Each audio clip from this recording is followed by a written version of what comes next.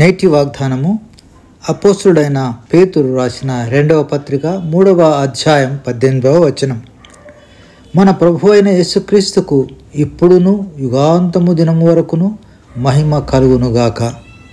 ఈ మాటలు పేతురు భక్తుడు మన ప్రభును రక్షకుడైన యేసుక్రీస్తు మహిమను గురించి తెలియజేస్తూ వచ్చాడు. స్తుతియు మహిమ ఘనత నీకే యుగ యుగముల వరకు, ఎంతో నమ్మదగిన దేవా, ఎంతో నమ్మదగిన దేవా.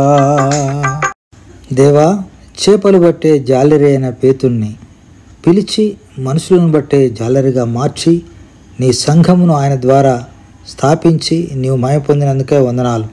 యుగాంతం వరకు నీకే మహిమ కలుగునుగాక. ఆమెన్.